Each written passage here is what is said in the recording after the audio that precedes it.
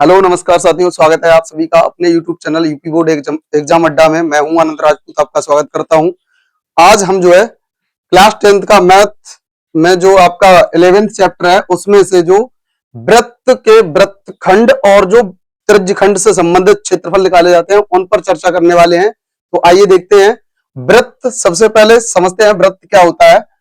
ये आपका एक वृत्त है और वृत्तखंड कैसे निकालेंगे। देखिए, अगर इसमें से मान लो कोई जीवा ऐसी खींच दी जाए या ऐसे खींच दी जाए या ऐसे किसी भी प्रकार से एक जीवा खींच दी जाए, मान लो इसका नाम ए है और इसका नाम बी है और ये इसका केंद्र है जिसका नाम ओ है। अगर अब इसको इस तरीके से मिला दिया जाए, अभी देखिए ये वाला जो हिस्सा है, देखो ये वाला जो हिस्सा है ये एक आपका वृत्तखंड है और इससे ऊपर का बचा हुआ पूरा वो एक वृत्तखंड है।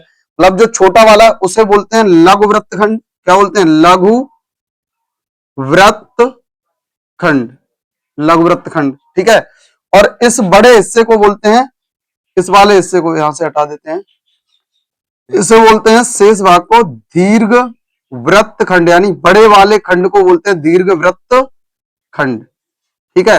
अब इसी में अब ये आपकी स्मॉल आर त्रिज्या का एक कोई वृत्त है, तो इस पूरे खंड को यानी इन त्रिज्याओं सहित इस वृत्तखंड के भाग को, इसको इस पूरे को, यानी ये दोनों त्रिज्या है और ये जो घिरा हुआ भाग है, तो इसे हम बोलते हैं त्रिज्यखंड। क्या बोलते हैं? चलो यहां लिख देते हैं त्रिज्यखंड, जगह थोड़ी सही नहीं है। त्रिज्यखंड, ठीक है, इसे बोलते हैं त्रिज्यखंड।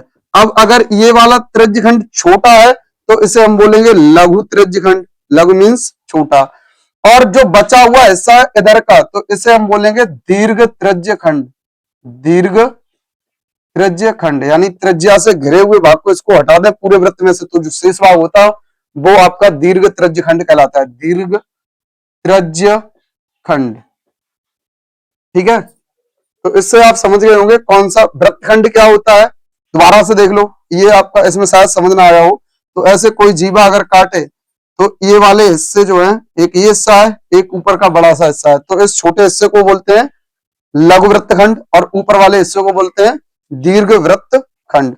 अब यहीं पर दोबारा से समझ लो, वो तो चित्र जैसा बना वैसा बना, इसी में समझ लो। लघु त्रिज्यखंड क्या होगा? त्रिज्याओं से घिरे हुए खंड को कहते हैं त्रिज्यखंड। ये देखो ये वाला जो हिस्सा है, ये वाला हिस्सा है, ये आपका त्रिज्यखंड है। अब ये चूंकि छोटा है तो इसीलिए इसे क्या बोलेंगे? लघु त्रिज्यखंड। और ये ऊपर वाला हिस्सा जो ये बड़ा सा हिस्सा है, ये ऐसा वाला, ठीक है, ऐसे इसे ऐसे काट रहे हैं डबल डबल, तो ये वाला हिस्सा है, ये आपका दीर्घ त्रिज्यखंड है। कौन सा? दीर्घ त्रिज्यखंड। आशा करते हैं ये आपको अब समझ आ गए होंगे। अब इनसे संबंधित अगर क्षेत्रफल निकालना हो तो सबसे पहले त्रिज्यखंड का क्षेत्रफल निकालना सीखना होगा। तो यहां इसको रफ कर रहा हूं और इसी में बता रहा हूं त्रिज्यखंड का क्षेत्रफल क्या होता है।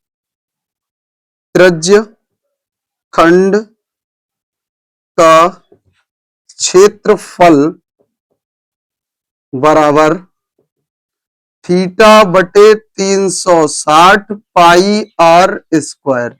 जहां थीटा क्या है? यहां पर बनने वाला कोण।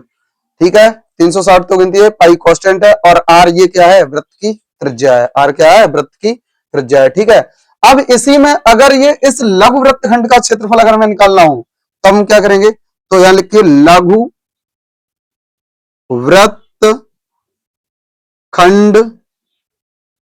का क्षेत्रफल बराबर, आपका क्या करेंगे? त्रिज्यखंड का क्षेत्रफल निकालेंगे, यानी यही वाला हिस्सा त्रिज्यखंड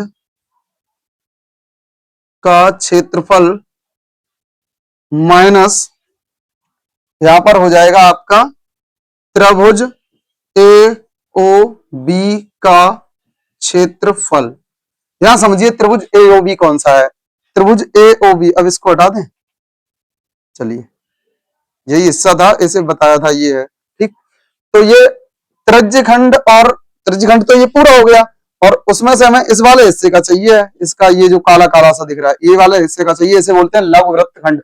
तो लघु वृत्तखंड का क्षेत्रफल क्या हो जाएगा? त्रिज्यखंड यानी इस पूरे का क्षेत्रफल, और माइनस कर दें, ये त्रिभुज तो आ नहीं रहा है तो इस त्रिभुज का क्षेत्रफल माइनस कर दें। अब हमें डिसाइड करना होगा कि ये जो त्रिभुज है, यहां पर त्रिभुज का क्षेत्रफल तो हो गया, कई बार ये क्या होता है, यहाँ पर समबाहु त्रिभुज बन जाता है, कई बार क्या होता है समकोण त्रिभुज बन जाता है, और कई बार क्या होता है ये समद्विबाहु त्रिभुज बन जाता है। ठीक है, तो ऐसी स्थिति में हमें क्या करना होगा, या यहाँ पर जैसे थीटा का मान 60 अंश हो, यहाँ देखो ये चीज याद रखना है, यदि थीटा बराबर 60 अंश हो तो समबाहु त्रिभुज बनेगा, तो समबाहु त्रिभुज का क्षेत्रफल लगेगा, त्रिभुज का क्षेत्रफल। और यदि थीटा बराबर 90 अंश हो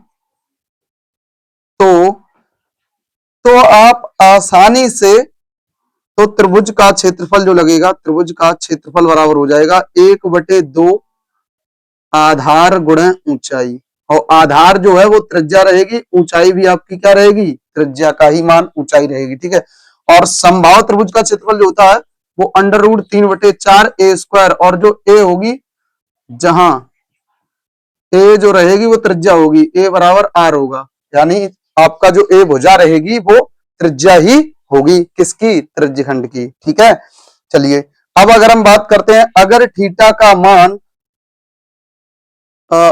100, यदि थीटा बराबर 120 अंश हो तो त्रिभुज का क्षेत्रफल जो रहेगा वो 1/2 आर स्क्वायर साइन थीटा हो जाएगा। क्या हो जाएगा, आर स्क्वायर साइन थीटा। आशा करते हैं ये जितने भी सूत्र हैं वो आपको समझ आ गए होंगे। और वृत्त का जो क्षेत्रफल होता है, चलो यहां पर लिख दें, यहां पर ये पता ही होगा आपको, यहां लिख रहे हैं हम, वृत्त का क्षेत्रफल बराबर पाई आर स्क्वायर होता है। और अगर त्रिज्यखंड की परिधि पूछ ले तो क्या होगा, तो त्रिज्यखंड की परिधि बराबर त्रिज्यखंड की परिधि बराबर हो जाएगा θ/360, परिधि या परिमाप, ठीक है, इंटू 2πr। ठीक है, इतना आ जाएगा।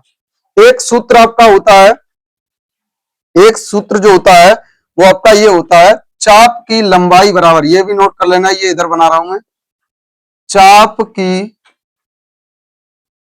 लंबाई L बराबर आर थीटा, आर गुणे थीटा, यानी त्रिज्या गुणे जो कोण बना होता है वो, L बराबर आर थीटा, या थीटा बराबर हो जाएगा L/r, L/r। अब ये रेडियन में आएगा, किसमें आएगा, रेडियन में आएगा। और रेडियन को हम जब अंश में बदलते हैं तो यहां पर चलो हम एक और चीज लिख देते हैं, इसको जब अंश में बदलने का, रेडियन को अंश में बदलने के लिए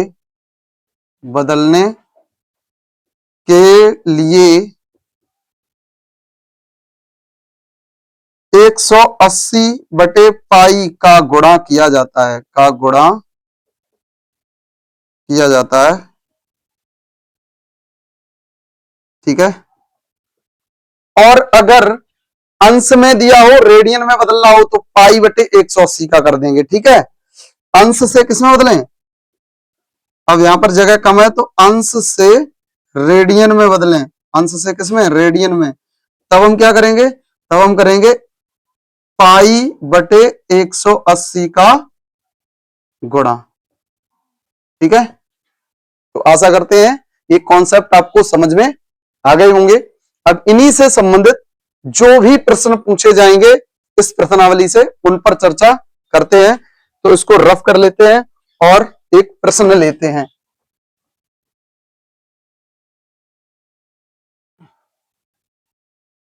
एक साधारण सा प्रश्न लेते हैं। देखिए आपका ये क्वेश्चन नंबर 1, इसमें लिया मैंने, किसी त्रिज्यखंड, या किसी की जगह ऐसा लिख लो, उस त्रिज्यखंड का क्षेत्रफल ज्ञात कीजिए। क्षेत्रफल, ये तरह बना है, ठीक है। क्षेत्रफल ज्ञात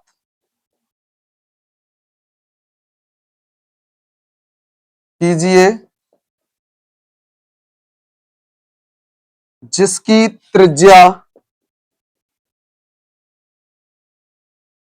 इस त्रिज्या 7 सेंटीमीटर तथा कोण 60 अंश है। 60 अंश है, ठीक है। तो इसको आप कैसे सॉल्व करेंगे? तो जो दिया है पहले उसे लिखेंगे। तो क्या लिखेंगे? त्रिज्या r बराबर 7 सेंटीमीटर, कोण थीटा बराबर, यहां लिख सकते हैं त्रिज्य खंड की त्रिज्या, कोई बात नहीं।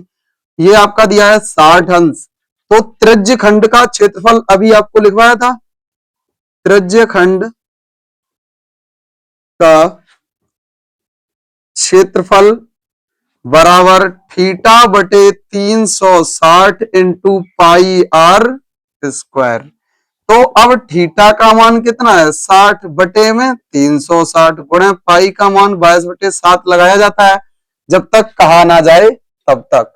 और अगर कह दिया जाए पाई का मान जितना बताया जाए तब हम उतना ही प्रयोग करेंगे, ठीक है। इसका ध्यान रखना है आपको बोर्ड एग्जाम में, ठीक है। तो 7 का यहाँ कितना हो जाएगा? स्क्वायर। तो ये आपका 0 से 0 कट गया, 6 6 6 6 36, 2 से काटेंगे 2 3 6, 2 से काटेंगे 11। तो ऊपर मुझे अब क्या मिला है? यहाँ से लिखते हैं, ऊपर बचा 11 और बटे में 3 गुणे 7, और उधर 7 सत्ते कितना हो जाएगा? वर्ग करेंगे 49, 7 1 7, 7 सत्ते 49। तो 7 और 11 का गुणा हो जाएगा 77 और बटे में 3। या तो इतना आंसर हो जाएगा आपका, सेंटीमीटर स्क्वायर आएगा, सॉरी। तो या तो अब इसमें भाग दे दीजिए, तो कितना होगा?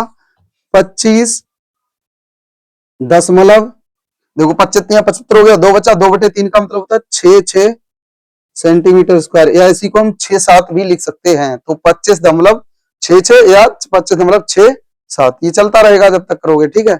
आशा करते हैं ये क्वेश्चन आपको समझ आ गया होगा। तो अभी आपको इसमें कॉन्सेप्ट पूरे करवा दिए हैं, थोड़ा टाइम कम है, तो अगले वीडियो में आपको जितने भी क्वेश्चंस हैं इसके वो सब करवाने वाले हैं।